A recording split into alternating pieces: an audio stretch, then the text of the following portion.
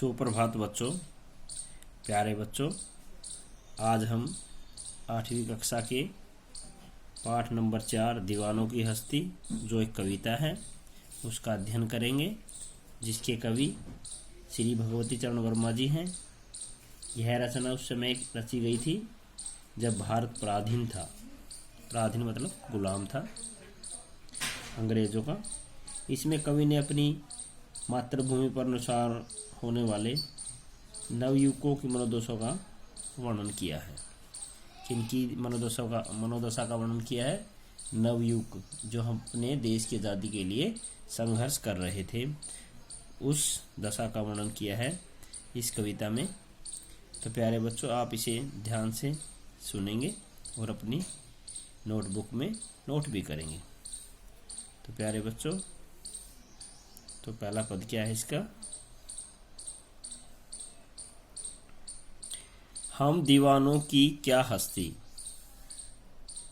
है, आज यहाँ कल वहाँ चले, मस्ती का आलम साथ चला, हम धूल उड़ाते जहाँ चले। तो प्यारे बच्चों, क्या है इसकी?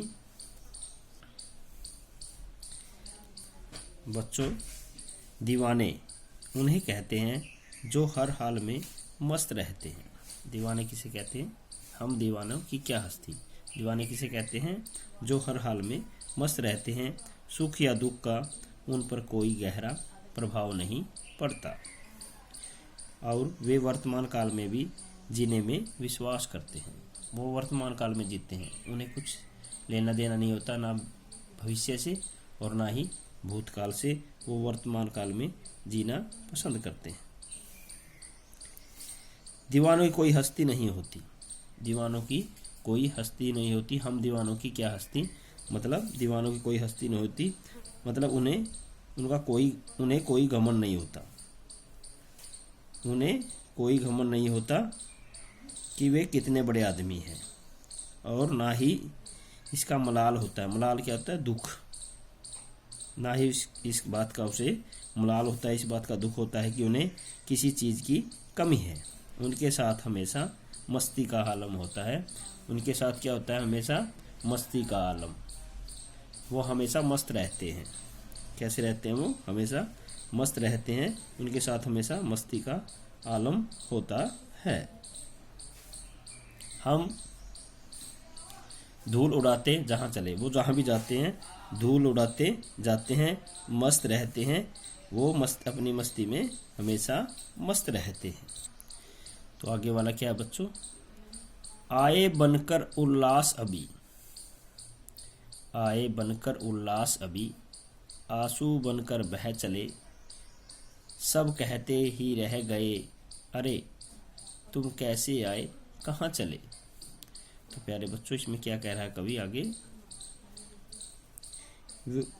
वे किसी जगह पर जाते हैं, वो किसी जगह पर जाते हैं तो एक उल्लास की तरह सब में जोश का संचार कर देते हैं। क्या करते हैं? वो एक जोश का संचार कर देते हैं, जोश भर देते हैं जहाँ भी वो जाते हैं, जिसके पास भी वो जाते हैं, एक जोश का संचार कर देते हैं।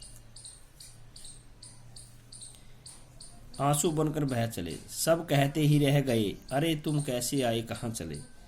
जब वे कहीं भी जाते हैं तो आंसू की तरह जाते हैं, आंसू की तरह जाते हैं, और पीछे लोग अफसोस करते रह जाते हैं उनके चले जाने के बाद।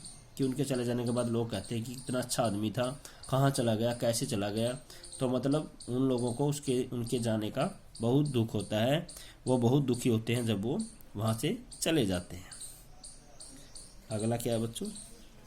किस ओर चले यह मत पूछो, चलना है बस इसलिए चले, जग से उसका कुछ लिए चले, जग को अपना कुछ दिए चले।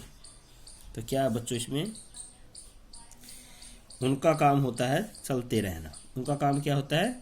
चलते रहना। दिशा कोई भी हो, चलते रहना ही नाम ही जिंदगी है। उनका क्या काम है? सिर्फ चलते रहना, और उनका चलना ही जिंदगी है। जो असली दीवाने होते हैं वो हमेशा संसार से कुछ लेते रहते हैं और संसार को कुछ देते रहते हैं। जग क्या होता है? संसार। संसार से कुछ लेते रहते हैं और बदले में कुछ ना कुछ उस संसार को वो देते रहते हैं।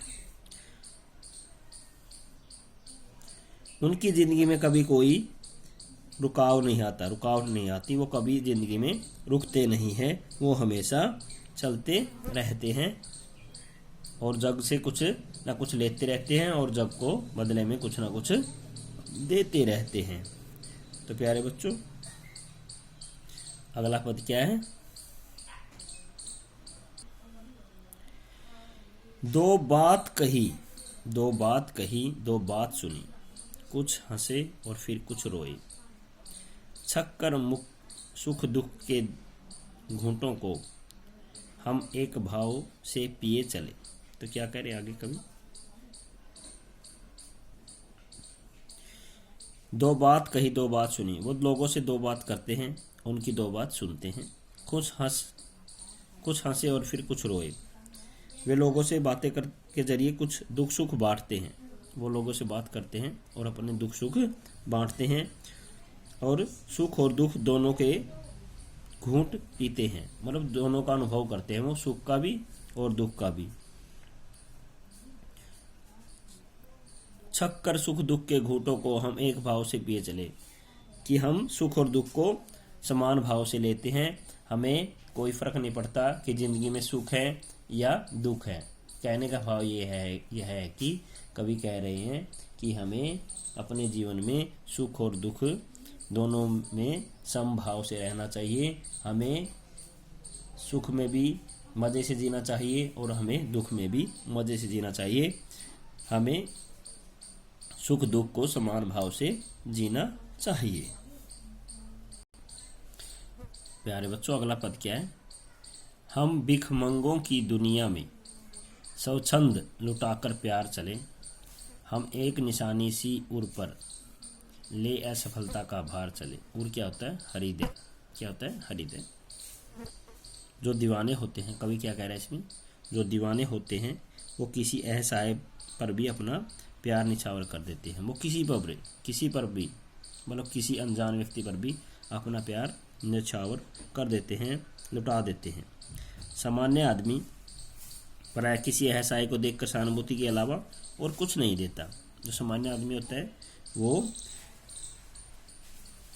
मतलब सामान्य आदमी असहाय को देखकर सिर्फ सहानुभूति ही प्रकट करता है और कुछ नहीं करता। लेकिन ज़्यादा बेफिक्र जिंदगी जीना भी सही नहीं होता। इसमें क्या कवि कह रहा है कि हमें बेफिक्र जीवन नहीं जीना चाहिए। हमें जो बात सही है उसे सही लेना चाहिए और जो गलत है उसे गलत भी लेना चाहिए। अगर हम बेफिक्र ज़िंदगी जिएंगे तो हम असफल भी हो सकते हैं। तो हमें असफलता का स्वाद भी चखना पड़ सकता है। इसका मतलब क्या है कि हम जीवन में असफल होंगे अगर हम बेफिक्र की ज़िंदगी जिएंगे। इसलिए हमें अपने जीवन को सही ढंग से और समझदारी से जीना चाहिए।